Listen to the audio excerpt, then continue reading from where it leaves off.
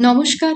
গল্পে গল্পে গাথা মালিকা চ্যানেলে আমি দেবনীতে আপনাদের সকলকে স্বাগত জানিয়ে শুরু করছি নিহার রঞ্জন গুপ্তের লেখা উপন্যাস সূর্য মহলের পঞ্চম পর্ব।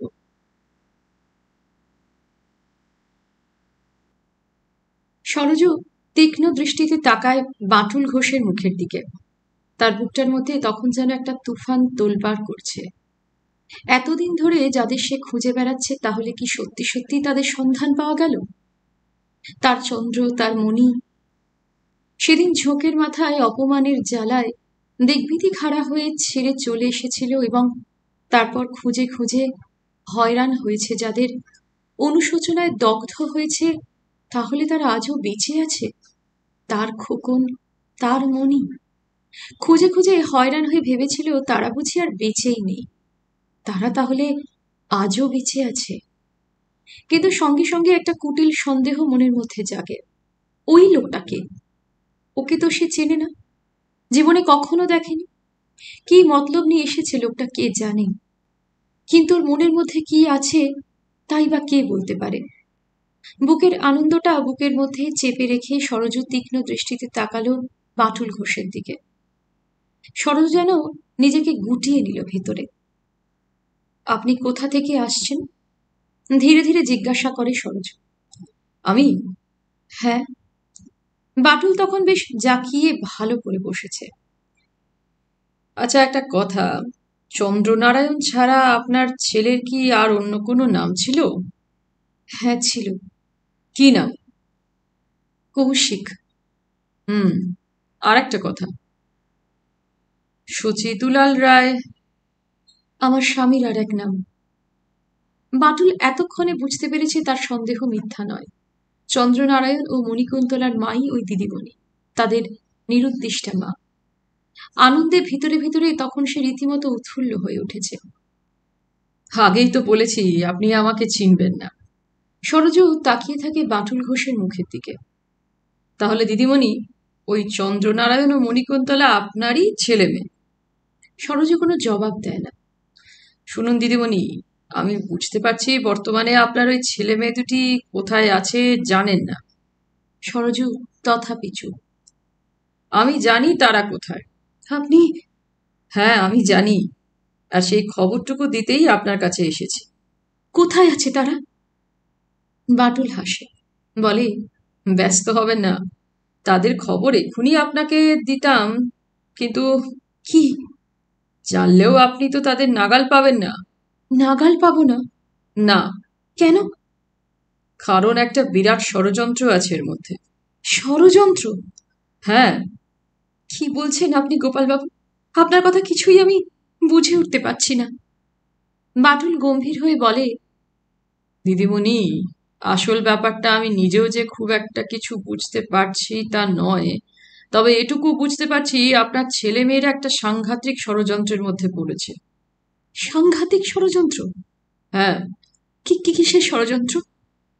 শুধু যে তারাই তা নয়, আপনার খোঁজ পেলে ষড়যন্ত্রকারীরা আপনাকেও হয়তো বাঁচতে দেবে না। একটা অজ্ঞাত ভয়ে সরজুর বুকের ভেতরটা যেন কেঁপে ওঠে। আমার বড় ভয় করছে। আমাকে সব কথা খুলে বলুন গোপালবাবু, দোহাই আপনার। আপনি একটু আগে বলছিলেন আমার ছেলেমেয়েরা কোথায় আপনি জানেন, তারা ভালো আছে তো, বেঁচে আছে তো? হ্যাঁ হ্যাঁ, এখনো পর্যন্ত ভালোই আছে, কেবল আপনার মেয়েটি যতদূর শুনেছি। কি কি হয়েছে তার? অসুখ বিসুখ কিছু করেছে। তবে একটা কথা, কৌশিক যারা আপনার ছেলে মেয়েদের নিয়ে গিয়ে একটা বাড়িতে বন্দি করে রেখেছে, তাদের মতলবটা ঠিক এখনো বুঝে উঠতে পারছি না। বন্দি? আমার চন্দ্র, আমার মণি? হ্যাঁ, তবে এও জানবেন প্রাণে তাদের ওরা মারবে না। ঠিক কি করে বুঝলেন মারবে না? জানি আমি। বাঁটুল হাসে। জানেন? হ্যাঁ, মারলে তো ওদেরই ক্ষতি। তারা কোথায় দয়া করে বলুন, এই কবছর আমি তাদের কত খুঁজেছি। সব আপনাকে বলবো, আপনি ব্যস্ত হবেন না। আপনাকে কথা দিচ্ছি আমি আমার যথাসাধ্য করব আপনার জন্য। তবে একটা কথা। বলুন কি? আপনার সাহায্য আমার চাই। আমার সাহায্য? হ্যাঁ, শুনুন, আপাতত আপনি এখানে যেমন আছেন তেমনই থাকুন। আপনি যে আপনার ছেলে মেয়েদের খবর জানতে পেরেছেন, ঘুণাক্ষরেও কাউকে জানতে দেবেন না। না না, কাউকে বলবো না। হ্যাঁ, বলবেন না, কারণ শত্রুরা জানতে পারলে হয়তো সব নষ্ট করে দেবে, হয়তো আপনাকেও সরিয়ে ফেলবে। কিন্তু আপনি আমার জন্য এত করছেন কেন? কেন করছি, তাই না? হ্যাঁ, তা কথাটা জিজ্ঞাসা করতে পারেন বটে। আপনাকে তাহলে কথাটা আর একটু খুলেই বলি। লোকটা আমি খুব একটা ভালো সাচ্চা লোক নই দিদিমণি। গোপাল ঘোষ আমার আসল নাম হলেও সকলে আমাকে বাটুল বলেই জানে। বাটুল? হ্যাঁ। তারপর একটু থেমে বাটুল বলে, আমিও ওই দলেই কাজ করছিলাম। বাটুলের কথাটা শুনে যেন চমকে ওঠে সরজু। লাল সিং এর হয়ে আমি কাজ করছিলাম। লোকটার একটা চোখ কানা, শয়তান একটা। সেই একদিন একটা ফটো দেখিয়ে দুটি ছেলে মেয়ের খোঁজ করতে আমায় বলে। ফটো? হ্যাঁ, সে ফটোর মধ্যে আপনিও আপনার ছেলেমেয়েরা আছে। পুরনো ফটো, অনেকদিন আগেকার তোলা। ফটোটা কোথায় পাওয়া গিয়েছিল জানেন কিছু? যতদূর শুনেছি, একটি স্ত্রীলোক হাসপাতালে মরবার আগে ওই ফটোটি হাসপাতালের একজন ডাক্তারের হাতে দিয়ে অনুরোধ করে যায় ওই ফটোটা হচ্ছে তার ছেলের বউ ও নাতি নাতনি। কি নাম তার? হৈমন্তী দেবী। হ্যাঁ হ্যাঁ, আমার শাশুড়ি। তাহলে মা নেই? মা বেঁচে নেই? সরজুর চোখের কোণ দুটো জলে ভরে আসে। বাটুল বলে, কানা লাল সিং বলে আমাকে ওই ফটোর ছেলে মেয়েদের খুঁজে দিতে পারলে আমাকে সে 5,000 টাকা দেবে। তারপর? তারপর খুঁজতে খুঁজতে কৌশিক আর মণি। তারপর? তারপর খোঁজ খবর নিয়ে একটু একটু করে ক্রমশ জানতে পারলাম ওই কৌশিক ও তার বোনকে ওদের মা একদিন ওদের ফেলে চলে যায়। কিন্তু সরজুর মনে সন্দেহ যেন তথাপি যেতে চায় না। দিদিমণি, আপনি নিশ্চিন্ত থাকুন, তারা আপনারই ছেলে মেয়ে। ফটোটা অনেক দিনের তোলা হলেও ফটোর সঙ্গে তাদের অদ্ভুত মিলও আছে। আমি তাদের একবার দেখতে পারি? চেষ্টা করব দেখাতে, তবে বর্তমানে সামন্ত সাহেব যে কোথায় তাদের সরিয়ে রেখেছে এখনো জানতে পারিনি। সামন্ত সাহেব? হ্যাঁ, রুটির কারখানার মালিক, যে কারখানায় আপনার ছেলে কাজ করত। রুটি? রুটির কারখানায় সে কাজ করে? কাজ করত, এখন করে না। এবারে হঠাৎ সরজু প্রশ্ন করে, আপনি আপনি কেন এখানে এসেছেন? এবারে সত্যি করে বলুন। আর আমার কথা আপনি জানতেই বা পারলেন কি করে? আপনাকে আমার বাড়িতে আমি দেখি। আপনার বাড়িতে? হ্যাঁ। বাটুল তখন সব কথা খুলে বলে। আপনি আমার অসুস্থ ছেলেকে সেদিন না দেখলে সে হয়তো মরেই যেত। আপনি আমার উপকার করেছেন, তাই।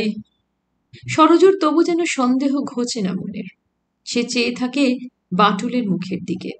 বাটুল বলে, আপনি আমাকে বিশ্বাস করতে পারছেন না দিদিমণি, বুঝতে পারছি। লোকটা আমি ভালো নই তাও সত্যি, তবে আপনি এটুকু বিশ্বাস করুন, আপনার অপকার আমি করব না।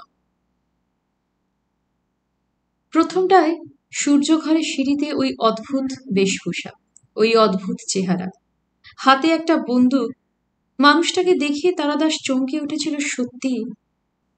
কিছুটা বিমূঢ় হয়ে গিয়েছিল, মিথ্যা নয়। কিন্তু মনের জোর ও সাহস ও সহজ বিচার বুদ্ধি ফিরে পেতেও তার দেরি হয় না। দুর্জয় সাহসী তারাদাস। এককালে তার দুর্ধর্ষ ডাকাত মনিবের সঙ্গে অনেক দুঃসাহসিক কাজ সে করেছে। প্রাণ হাতে করে তাকে ফিরতে হয়েছে। ওই লোকটা যে একটা জীবন্ত মানুষ সেটা তার বুঝতে দেরি হয় না। বন্দুক হাতে মানুষটা আবার বলে ওঠে তারাদাসকে লক্ষ্য করে, যাও, নেমে যাও। তারাদাস নিরুত্তরে এই লোকটার দিকে স্থির দৃষ্টিতে চেয়ে থাকে। নেমে যাও, নচেত গুলি চালাবো। লোকটা আবার বলে ওঠে। চালাও গুলি। তারাদাস বলে, সত্যি সত্যি গুলি চালাবো, মিথ্যা আমি বলছি না। চালাও, আমি জানি ওটা কর্তার বন্দুক, ও বন্দুকে গুলি নেই। তুই বন্দুকটা চুরি করে এনেছো। মানুষটা বলে ওঠে তখন, আমি করিনি। তারাদাসের সাহস তখন সবটাই ফিরে এসেছে। সে বলে, হ্যাঁ, চুরি করেছো। না, করিনি। চুরি করতে যাব কেন আমি? এ তো আমার। তোমার? কর্তার বন্দুকটা হলো তোমার? হ্যাঁ, আমারই তো। সবকিছু আমার। এই সূর্যমহল আমার, আমি এর সবকিছুর মালিক। তাই বুঝি? তুমি এখানকার সবকিছুর মালিক? হ্যাঁ। তারাদাস বেশ যেন কৌতুক অনুভব করে, বলে, তা মালিকই যদি, তো চোরের মতো এখানে লুকিয়ে আছো কেন তুমি? নইলে যে ওরা ওরা আমাকে আবার ধরে নিয়ে যাবে। ধরে নিয়ে যাবে? হ্যাঁ হ্যাঁ, ধরে নিয়ে যাবে, তারা ঠিক আমাকে ধরে নিয়ে যাবে। ধরে নিয়ে যাবে কেন? যাবে, আমি জানি ধরে নিয়ে যাবে, তারা আজও আমাকে খুঁজছে। এখানে তোমার খোঁজ পাবে কেমন করে? পাবে, ওরা পায়। 5 বছর তাই আমি পালিয়ে পালিয়ে বেরিয়েছি। শেষটায় হঠাৎ মনে পড়লো এই সূর্যমহলের কথা। তাহলে তুমি সূর্যমহলের কথা জানতে? হঠাৎ প্রশ্ন করে তারাদাস। সূর্যমহলের কথা? হ্যাঁ, জানতামই তো। ছোটবেলায়, অনেক ছোটবেলায় সূর্যমহলে। বলতে বলতে হঠাৎ লোকটা থেমে যায়। না, তোমাকে বলবো কেন? তুমি হয়তো এক্ষুনি গিয়ে ওদের বলে দেবে আমি এখানে আছি। না, বলবো না। মিথ্যে কথা, তুমি ঠিক বলে দেবে। আমাকে ধরিয়ে দিতে পারলে তুমি, আমি জানি, সরকারের কাছ থেকে অনেক টাকা পাবে। না না, ভয় নেই তোমার, কাউকেই আমি কিছু বলবো না। এখানে যে তুমি আছো, কেউ সে কথা জানতে পারবে না। ঠিক বলছো? হ্যাঁ। ধরিয়ে দেবে না আমাকে? না। ওরা বড় কষ্ট দেয়, ইট ভাঙায়, রাস্তা তৈরি করায়, খালি কাজ আর কাজ, না করলেই বেত মারে। তোমাকে আমি ধরিয়ে দেব না। লোকটা ততক্ষণে বন্দুকটা হাতে নিয়েই সিঁড়ির উপর বসে পড়েছে। কি নাম তোমার? তারাদাস এবারে আবার জিজ্ঞাসা করে। আমার নাম? হ্যাঁ, কোথা থেকে আসছো তুমি? আমার নাম কি জানি, মনে নেই, ভুলে গেছি। হ্যাঁ হ্যাঁ, মনে পড়েছে, আমার নাম 57 নম্বর। ওখানে তাই বলেই তো ডাকতো আমার, 57 নম্বর। মেট। মেটকে? জেলের মেট। কিন্তু তুমি তুমি কে? আমি? হ্যাঁ, কে তুমি? তোমার নাম কি? জানো না আমার নাম? না। আমার নাম তারাদাস। তারাদাস? হ্যাঁ, তারাদাস মণ্ডল। মনে হলো লোকটা যেন ভাববার চেষ্টা করছে কিছু, কি যেন মনে করবার চেষ্টা করছে, কিন্তু পারছে না। এই সূর্যমহল যখন তুমি চেনো, নিশ্চয়ই আমার নামও তুমি জানো। না, জানি না। এ বাড়ির বুড়ো কর্তাকে তো চেনো? কে সে? চেনো না? কনক নারায়ণকে চেনো না তুমি? কনক নারায়ণ? হ্যাঁ, তিনিই তো এবারই কর্তা। আর তুমি, তুমি নিশ্চয়ই কন্দর্প নারায়ণ। কন্দর্প নারায়ণ? হঠাৎ হো হো করে হেসে ওঠে লোকটা। পাগল পাগল, কন্দর্প নারায়ণ আবার কে? সে আবার কে? কর্তার ছেলে, কনক নারায়ণের ছেলে কন্দর্প নারায়ণ। কন্দর্প নারায়ণ? তাকে আমি চিনতাম। না না, আমি কন্দর্প নারায়ণ নই। তবে হ্যাঁ হ্যাঁ, একজন। চিনতে? হুম। তার মা হৈমন্তী দেবীকে? হুম, তাকেও বোধহয় চিনতাম। তিনি এখন কোথায় আছেন বলতে পারো? জানি না তো। জানো না? না, ওরা আমাকে ধরে নিয়ে গেল, আদালতে বিচার হলো আমার। কত বললাম ও চোরা গহনার কথা আমি কিছু জানি না হুজুর। ওরা কেউ আমার কথা বিশ্বাস করলো না, আমার মাও বিশ্বাস করলো না, ওরাও করলো না। জেল হয়ে গেল, 10 বছরের জন্য জেল হয়ে গেল আমার। কিসের সোনার গহনা? কার গহনা? ওই যে একটু আগে বলছিলে না কন্দর্প নারায়ণ, সত্যি ও ওই গহনাগুলো সম্পর্কে কিছু কিছু জানতো না। ওরাই মানে হরিপদ, কামতা প্রসাদ, ওরাই নিশ্চয়ই কোনো এক সময় এসে গোপনে গহনাগুলো কন্দর্প নারায়ণের বাড়ির মধ্যে ভাঙা হাড়িটার ভেতরে লুকিয়ে রেখে গিয়েছিল। কন্দর্প নারায়ণের মাও বিশ্বাস করলো না, পুলিশও বিশ্বাস করলো না তার কথা। হরিপদ কামতা প্রসাদ কে? গহনা আমি চুরি করিনি, তবে আমি, হ্যাঁ, আমি মিলের গুদাম থেকে কাপড়ের বেল সরাতে ওদের সাহায্য করেছি। গুদাম ঘরের একটা ডুপ্লিকেট চাবিও আমার কাছেই ছিল, আমি খুলে রেখে আসতাম, আর রাত্রে ওরা বেল সরাতো, একটা দুটো তিনটে করে। তার পরিবর্তে আমাকে ওরা টাকা দিত। মিলের চাকরি করে যা পেতাম তাতে সংসার চালিয়ে নেশা করা হয়ে উঠতো না, নেশার টাকা কম পড়তো, তাই। যা, তোমাকে তো সব বলে দিলাম। তুমি নিশ্চয়ই পুলিশকে গিয়ে সব কথা বলে দেবে, তারা আবার আমাকে এখান থেকে ধরে নিয়ে গিয়ে জেলে পুরবে। না না, বললাম তো কাউকে তোমার কথা বলবো না। ছোট কর্তা তোমার ভয় নেই। সে স্পষ্টই বুঝতে পেরেছে এতক্ষণে ওই লোকটা কন্দর্প নারায়ণী।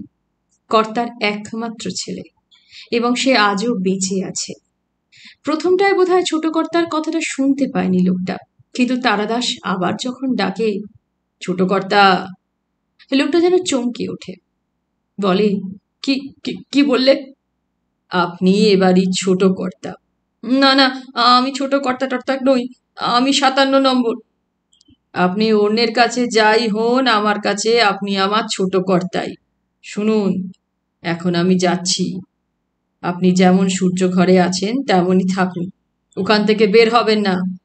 আর আপনাকে খাবারের জন্য নিচে পেতনি বুড়ির কাছে যেতে হবে না, আমি দুবেলা এসে আপনাকে খাবার দিয়ে যাব। তুমি তুমি দিয়ে যাবে? হ্যাঁ, আমিই দিয়ে যাব। যান, আপনি সূর্য ঘরে যান। তারাদাস আর দাঁড়ালো না, তরতর করে সিঁড়ি দিয়ে নেমে চলে গেল। তারাদাসের বুকের মধ্যে যেন তখন একটা আনন্দের তুফান বয়ে যাচ্ছে। ছোট কর্তা কন্দর্পনারায়ণ তাহলে আজও বেঁচে আছেন। নরেন্দ্রনারায়ণ, ওই বৌরানী, সরোজদেবী ও চন্দ্রনারায়ণ যাদের এনে এই সূর্যমহলে তুলেছে, তারা সত্যিই কেউ নয়, সবাই মিথ্যে। এইবার নরেন্দ্রনারায়ণ, এইবার তারাদাস তোমার গলা টিপে ধরবে, মনে মনে ভাবে তারাদাস। কিন্তু পরক্ষণেই আবার মনে হয় তারাদাসের হঠাৎ কিছু করা ঠিক হবে না। শয়তান নরেন্দ্রনারায়ণ তাহলে সাবধান হয়ে যাবে। তাছাড়া আরও একটা চিন্তার ব্যাপার আছে।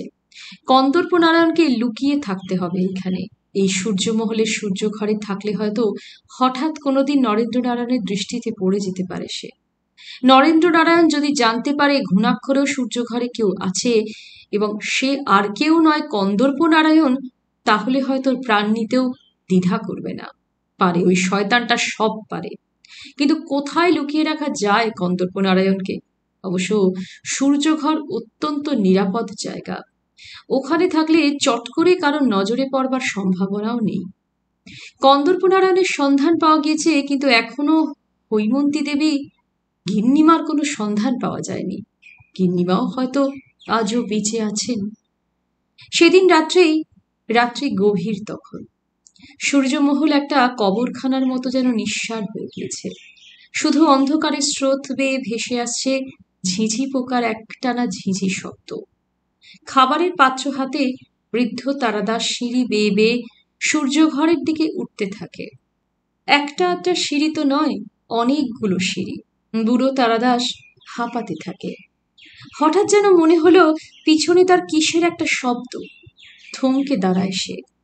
ভুল শোনেনি তো? না, শব্দ শোনা যাচ্ছে। মনে হচ্ছে কে যেন তার পিছনে পিছনে সিঁড়ি দিয়ে উঠে আসছে কেউ অন্ধকারের সিঁড়ি দিয়ে। কে? সামন্ত সাহেব লোকটা যে শেষ পর্যন্ত এমন ব্যবহার করবে সেটা বুঝি সত্যিই স্বপ্নেও ভাবতে পারেনি লাল সিং। কিন্তু উপায় নেই, এই চোরাকিল তাকে হজম করতেই হবে কতকটা অনন্যপায় হয়ে।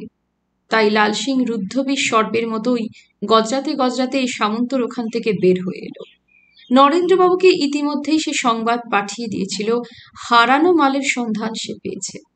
নরেনবাবু যেন সংবাদ পাওয়া মাত্র টাকা নিয়ে কলকাতায় চলে আসে।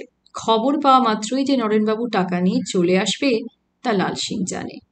খবরের জন্য ঘন ঘন তাগাদা দিচ্ছে নরেনবাবু। নরেনবাবুকে লাল সিং আগে চিনত না। কামতাপ্রসাদের দলের লোক ওই নরেনবাবু। কামতাপ্রসাদই একদিন এসে ওর সঙ্গে কয়েক মাস আগে আলাপ করিয়ে দিয়েছে। সে অবশ্যই লাল সিংয়ের দীর্ঘদিনের পরিচিত। কামতাপ্রসাদকে খুব ভালোভাবেই জানে লাল সিং। নরেনবাবুর কথা প্রথমে বলতে তাই লাল সিং শুধিয়েছিল, লেকিন তোমার এই নরেনবাবুটি কে কামতা? আরে ওই তো সেই, মৃদু রহস্যপূর্ণ হাসি হেসে বলেছিল কামতাপ্রসাদ। সেই মানে? যার সঙ্গে বহু বরস ধরে আমাদের কাজ কারবার। লাল সিংকে পরে অবশ্যই সব কথা খুলে বলেছিল কামতাপ্রসাদ। রাজশ্রী কটন মিলের গুদামবাবু রায়বাবু লোকটা একটু বেশি মাত্রায় নেশা করত বটে, তাছাড়া অন্য দোষ বড় একটা ছিল না। কিন্তু তাহলে কি হবে, ওই নেশাই তার সর্বনাশ করেছিল শেষ পর্যন্ত। কামতাপ্রসাদ হরিপদ তাকে টাকার লোভ দেখিয়ে গুদাম থেকে মাল সরাতে শুরু করলো। তারপর সেই লোভের ফাঁদে আটকা পড়ে জেলে যেতে হলো তাকে। সে অবশ্যই অন্য এক ইতিহাস। কয়েক মাস আগে কামতাপ্রসাদ এসে বলে, একটা কাজ যদি একজনের জন্য সে করে দিতে পারে তাহলে মোটা টাকা মজুরি মিলবে। লাল সিং একটা মাত্র চোখে পিটপিট করে কান্তার দিকে তাকিয়ে শুধায়, কাজটা কি? আগে কাজটা করবে কিনা বলো। ভালো মজুরি পেলে করব না কেন? কাজটা অবশ্যই তোমার কাছে তেমন কিছু নয়, তা তো বুঝলাম, লাল সিং বলে, কিন্তু কাজটা কি? সে তুমি যার কাজ তার কাছেই শুনবে। কে সে? এলেই দেখতে পাবে, আলাপ পরিচয় হবে। হুম, আনবো তো বলো। বেশ, নিয়ে এসো। কবে আনবো? যেদিন খুশি। দিন দুই পরেই কান্তাপ্রসাদ নরেন বাবুকে নিয়ে এলো। কান্তাপ্রসাদই আলাপ করিয়ে দিল। আমাদের নরেন বাবু। আর নরেন বাবু এই লাল সিং, সিংজি। নমস্তে বাবুজি, बैठिए। লাল সিং সাদর সম্ভাষণ জানায়। দু চারটে কথার পর নরেনবাবু বলে, কান্তাপ্রসাদ নিশ্চয়ই তোমাকে সব কথা বলেছে সিংজি। বলেছে একটা কাজ করতে হবে, কিন্তু কি কাজ কিছুই বলেনি। 3টে মানুষকে খুঁজে বের করতে হবে। 3টে মানুষ? কেমন যেন বোকার মতোই তাকায় লাল সিং নরেনবাবুর মুখের দিকে। ওর কথাটা যেন লাল সিং ঠিক বুঝে উঠতে পারেনি। ব্যাপারটা তাহলে তোমাকে খোলাখুলি বলছি, শোনো। নরেন তখন সরজু ও তার ছেলে মেয়েদের কথা বলে। হুম, তা ওদের কোনো তসবির টসবির মানে ফটো আছে? আছে বই কি, তবে অনেক দিন আগেকার ফটো। কতদিন আগেকার? তা বছর 6-7 তো হবেই। দেখি ফটো। নরেনবাবু তখন সরজু ও তার ছেলে মেয়েদের ফটো বের করে দেয়। ফটোটা অনেকক্ষণ ধরে দেখলো লাল সিং, তারপর বলল, তা আজও যে এরা এই শহরেই আছে কি করে জানলেন? আমার মনে হয় এই শহরেই আছে। বেশ, খুঁজে দেখব, তবে ব্যাপারটা খুব সহজ হবে না। তা তো একটু কঠিনই, নচেৎ তোমার কাছে এসেছি কেন সিংজি? লাল সিং হাসল। তা ধরুন যদি তাদের খুঁজে বের করতে পারি, কি মজুরি মিলবে? 5,000 টাকা। লাল সিং হেসে ওঠে। 5,000 টাকা? লাল সিং হেসে ওঠে, তারপর বলে, বাবুজি, ওই কটা টাকার জন্য এত তাকলিফ কে করবে? কে করতে চায়? তাহলে কত চাও? নরেন্দ্রই এবারে জিজ্ঞাসা করে, কমসে কম 35,000। বলো কি? হ্যাঁ, ও হারানো মানিক খুঁজতে রুপিয়া লাগে বই কি বাবুজি। নরেন্দ্র বুঝতে পারে শক্ত ঠাঁই, এত সহজে মাথা কাত করবে না। তখন দুজনের মধ্যে দরদস্তুর শুরু হয় এবং শেষ পর্যন্ত 30,000-এ রফা হয় ও 5,000 টাকা অগ্রিম দিয়ে নরেন চলে যায়। লাল সিং সময় নেয় 6 মাস। 6 মাসের মধ্যে কাজ না হলে ওই টাকার অর্ধেক ফিরিয়ে দিতে হবে, চুক্তি থাকে। লাল সিং জানতো তার নিজের দ্বারা ওই কাজ হবে না। একটা বাঙালি বউ ও দুটো ছেলে মেয়েকে বের করা তার কর্ম নয়। তাছাড়া সে বউটা আবার তার ছেলে মেয়েদের ছেড়ে একদিন কোথায় নিরুদ্দেশ হয়ে গিয়েছে। কিন্তু অনেকগুলো টাকা, লোভ সামলানো কষ্টকর। লাল সিংয়ের তখন বাটুল ঘোষের কথা মনে পড়ে হঠাৎ। বাটুলকে ডেকে পাঠায়, তাকে কাজের কথাটা বলে। বাটুল রাজি হয়ে যায় টাকার লোভে। মাস তিনেকের মধ্যে বাটুল খবরটা এনেও দিল। ফটোর চেহারার সঙ্গে ছেলে মেয়ে দুটোর চেহারারও মিল আছে লাল সিং বুঝতে পারে। তাছাড়া ওদের যতটুকু ইতিহাস জোগাড় করতে পেরেছে সেও নরেনবাবুর মুখে শোনা কাহিনীর সঙ্গে মিলে যায় অনেকটাই বাটুলের দেওয়া খবরের। সঙ্গে সঙ্গে লাল সিং ছুটে যায় সামন্ত রুটির কারখানায়। সেখানে গিয়ে ছেলেটাকে দেখে লাল সিং বুঝতে পারে বাটুলের কথা মিথ্যে নয়। ইস, তখন যদি শয়তান ঘুঘু সামন্তকে বিশ্বাস করে এত বড় ভুলটা না করত, ছেলেটাকে যদি সঙ্গে করে নিয়ে আসতো। কিন্তু বুঝবেই বা কেমন করে? আর সত্যি কথা বলতে কি সন্দেহ তো করেনি। সামন্ত লোক গণেশ এসে কথাটা বলতেই না ও ব্যাপারটা জানতে পারল। ওই দিনই সকালবেলা গণেশ এসেছিল লাল সিং এর কাছে। সিংজি, একটা খবর আছে। খবর? লাল সিং গণেশের মুখের দিকে তাকায়। হ্যাঁ, কি খবর? তুমি কে? আমার নাম গণেশ, আমি সামন্ত সাহেবের রুটির কারখানায় কাজ করি। সামন্তর নাম শুনেই লাল সিং সজাগ হয়ে ওঠে যেন। গণেশ বলে, খবরটা এমনিতে আমি ছাড়বো না, কিছু টাকা দিতে হবে।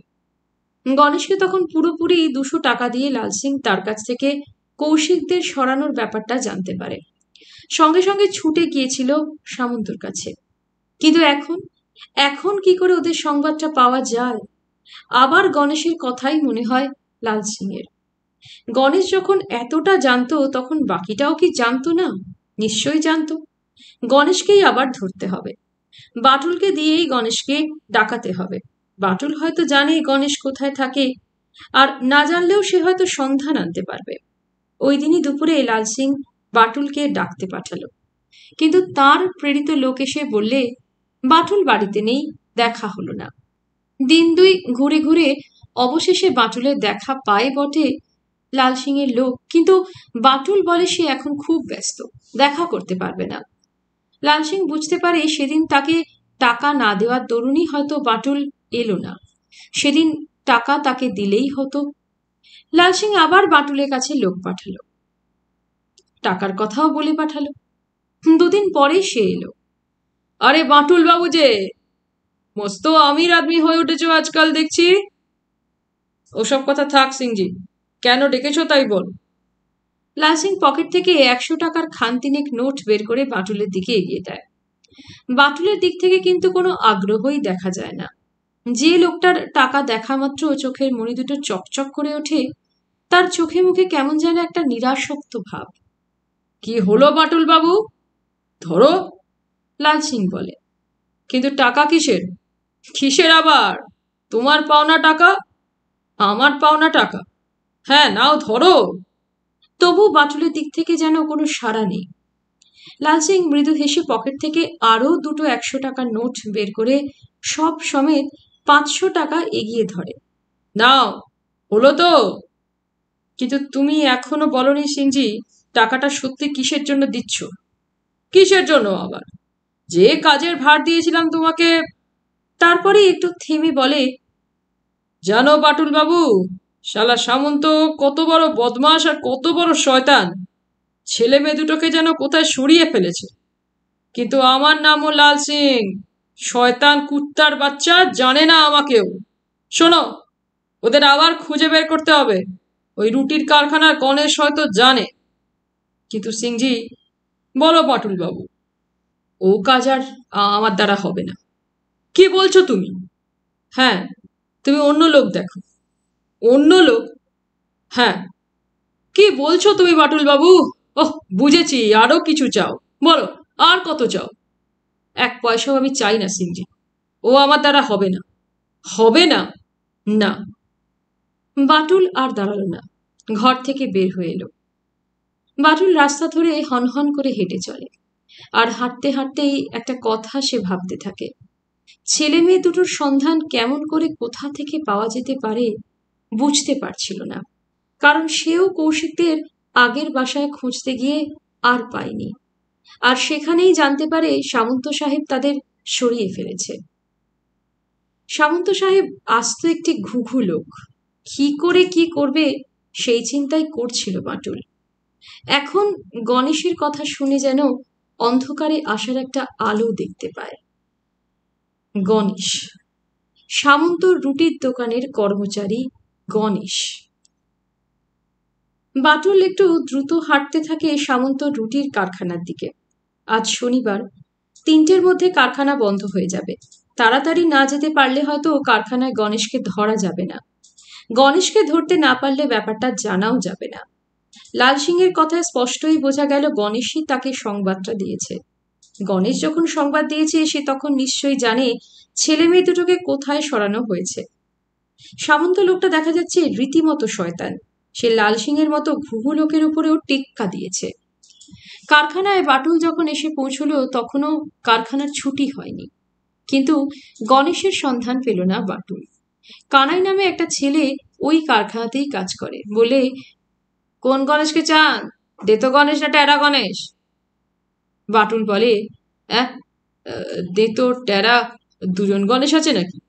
তা আছে, তবে টেরা গণেশকে পাবেন না। দে তো 2 দিন থেকে আসছে না আবার। কেন?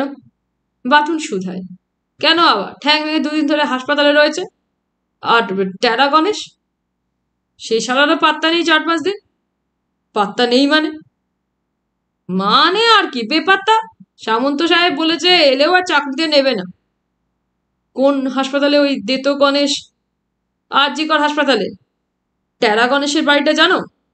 জানি না ঠিক, তবে তালতলার কাছে একটা বস্তিতে থাকে শুনেছি। বাটুল নানা কথা ভাবতে ভাবতে চলে এলো। প্রথমেই ওই দিন বিকেলের দিকে গেল বাটুল আরজিকর হাসপাতালে, কিন্তু দেতো গণেশের সঙ্গে অনেকক্ষণ নানাভাবে কথা বলে বুঝতে পারল সে ব্যাপারটা বিন্দু বিসর্গ কিছুই জানে না। বাটুল তখন তালতলার বস্তির খোঁজে বের হলো। ঘণ্টাখানেক ধরে খুঁজতে খুঁজতে অবশেষে বস্তির মধ্যে একজনের কাছে টেরা গণেশের সন্ধান মিলল। সন্ধ্যা উত্তীর্ণ হয়ে গেছে তখন। একই সন্ধ্যার অন্ধকার, তার উপর চাপ চাপ ধোঁয়া, নিঃশ্বাস যেন বন্ধ করে আনে। ছোট ছোট দুটো খুপড়ি ঘর নিয়ে টেরা গণেশ ও তার এক হেঁপো রুগী বুড়িমা থাকে। আর গণেশের একটা ছোট মেয়ে আছে। স্ত্রীর অনেক আগেই মৃত্যু হয়েছিল। সামন্ত সাহেব গণেশের ঠিক নাগাল পায়নি। ব্যাপারটা আঁচ করতে পেরে যেই সে গণেশকে ডেকে পাঠিয়েছে। গণেশ যাচ্ছি বলে কারখানা থেকে বের হয়ে এসেছিল, কারণ সে জানতো সাক্ষাৎ শয়তান ওই সামন্ত তার পেট থেকে ঠিক কথা টেনে বের করবেই। আর কথা বের করবার পর সামন্ত তাকে নিশ্চয়ই আর কারখানার চাকরিতে রাখবে না। শুধু তাই নয়, আরো হয়তো তাকে নির্যাতন করতে পারে। ভয়ে ভয়ে গণেশ কারখানা থেকে চলে এসেছিল। মাসের ৩ তারিখ, গত পরশুই গত মাসের মাহিনা পেয়ে গিয়েছে। কাজেই নির্ভাবনায় চলে এসেছিল। তাছাড়া পকেট তখন তার বেশ ভারী। লাল সিং যা দিয়েছিল তাকে তা তার ৪ মাসের রোজগারেরও বেশি। অত টাকা গণেশ জীবনে একসঙ্গে আগে কখনো দেখেনি। গণেশ আরো একটা কাজ করেছিল। লাল সিং এর কাছ থেকে টাকা নিয়ে এসে সে কৌশিকের সন্ধানে লেগে পড়ে। কেন যেন তার মনে হয়েছিল কৌশিকের সন্ধান করতে পারলে আরো বেশ মোটা টাকা সে উপার্জন করতে পারবে। কিন্তু কেমন করে তা সম্ভব? কেমন করে কৌশিকের ঠিকানা সে খুঁজে বের করবে? গণেশ একটা দিন কেবল ভাবলো, তারপর হঠাৎ তার মাথায় একটা বুদ্ধি আসে। কৌশিকরা যে বস্তিতে থাকতো সেই বস্তিতে গেল। সেখানেই বস্তির একটা ছোকরার কাছ থেকে 2টো টাকা তার হাতে গুঁজে দিয়ে জানতে পারল সামন্ত তার নিজের গাড়িতে করে কৌশিক আর তার বোনকে তুলে নিয়ে বস্তির ঘরে সমস্ত ভাড়া মিটিয়ে দিয়ে চলে গিয়েছে। কোনো ট্যাক্সি গাড়ি নয়, সামন্তর নিজের ফোর্ড গাড়িতেই তারা গিয়েছে। ড্রাইভার গাড়ি চালাচ্ছিল। ছেলেটা বললে, ড্রাইভার লোকটা বাঙালি? না তো। তবে হিন্দুস্তানি বলেই মনে হলো, ছেলেটা বলল। ছেলেটার হাতে আরো 2টো টাকা গুঁজে দিয়ে গণেশ সেখান থেকে চলে এলো। সামন্তর বাড়িটা তাকে খুঁজে বের করতে হবে, কারণ গণেশ মালিকের বাড়ির ঠিকানা জানতো না। খুব একটা মুশকিলের হবে না ব্যাপারটা। রুটির কারখানায় গিয়ে খোঁজ খবর নিলেই হয়তো পাওয়া যাবে সামন্তর বাড়ির ঠিকানা। গণেশ যা ভেবেছিল তাই হলো। অতঃপর গণেশ গিয়ে ধরল সামন্তর ড্রাইভারকে। ড্রাইভার কিষেনলালের সঙ্গে গণেশের ভাব জমিয়ে নিতে দেরি হয় না, এবং কৌশলে সে কথায় কথায় সামন্তর ঢাকুরিয়া নতুন বাড়িটার কথা জেনে নিল। এবং সেই রাত্রেই অন্ধকারে গা ঢাকা দিয়ে খুঁজতে খুঁজতে সামন্তর ঢাকুরিয়ার বাড়ির সামনে গিয়ে হাজির হলো। আশেপাশে উঁকি দিল। বাড়ির দরজাটা বন্ধ। দরজায় গিয়ে ধাক্কা দেবে কিনা ভাবছে গণেশ, ওই সময় দেখলো একজন নেপালি দারোয়ান দরজা খুলে বের হয়ে এলো। তারপর পকেট থেকে চাবি বের করে দরজার কড়ায় একটা বড় মজবুত তালা ঝুলিয়ে কোথায় যেন চলে গেল। ঘুরতে ঘুরতে বাড়িটার পিছন দিকে গেল গণেশ। খোলা জানলা পথে দেখতে পায় ঘরের ভিতর আলো জ্বলছে। সেই জানলা পথে যথাসম্ভব উঁকি দিয়ে ঘরের ভিতরটা ভালো করে দেখবার চেষ্টা করল। ঘরের মধ্যে একটা খাটে কে যেন শুয়ে আছে, বোধহয় ঘুমোচ্ছে। আর কৌশিক কৌশিক তখনও জেগে ঘুমোয়নি। কৌশিক ঘরের মধ্যে ঘুরে বেড়াচ্ছিল, পায়চারি করছে। গণেশ ঠিক বুঝে উঠতে পারে না কি করবে, কৌশিককে ডাকবে কি ডাকবে না। এই রাত্রে তার ডাক শুনে কৌশিক যদি চেঁচিয়ে ওঠে আর ইতিমধ্যে সেই নেপালি দারোয়ানটা যদি ফিরে এসে থাকে, সঙ্গে সঙ্গে একটা গোলমালের সৃষ্টি হবে। বাড়ির পিছন দিকটা নির্জন, খানিকটা খোলা মাঠ, কচু গাছের ঝোপ। তারই মধ্যে দাঁড়িয়ে দাঁড়িয়ে মশার কামড় খেতে থাকে গণেশ।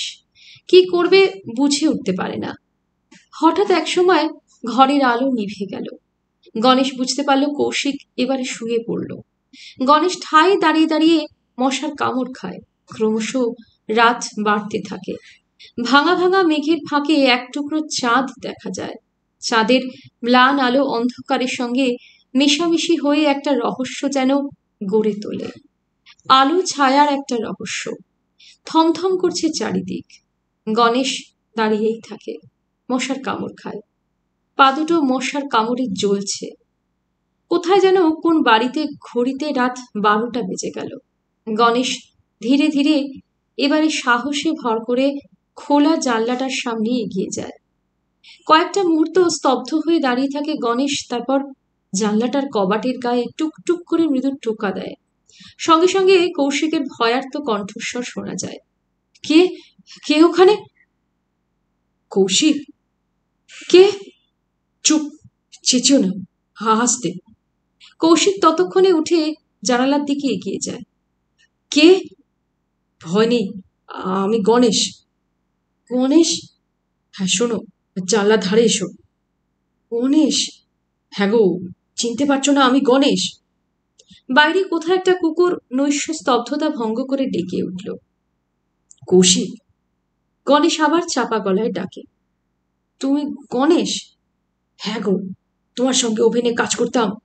মনে হচ্ছে সামন্ত হারামজাদা তোমাদের ভাই বোনকে এখানে এনে বন্দি করে রেখেছে, তাই কি? চুপি চুপি কৌশিক বলে, হ্যাঁ। ও ব্যাটার সঙ্গে এখানে এলে কেন? বুঝতে পারিনি যে ও এমনি করে আমাদের এখানে এনে বন্দি করবে। গণেশ। কি? এখানে আমি আর এক মুহূর্ত থাকতে চাই না। আমাদের তুমি কোনো মতেই বাড়ি থেকে বের করে নিয়ে যেতে পারো? বোধহয় পারবো, কিন্তু কি? তাড়াহুড়ো করো না, সামন্ত লোকটা একটা শয়তান। তাছাড়া কি, আরো একজন আছে যে তোমাদের ধরতে পারলে ওই সামন্তর মতোই বন্দি করবে। সে কি, কেন?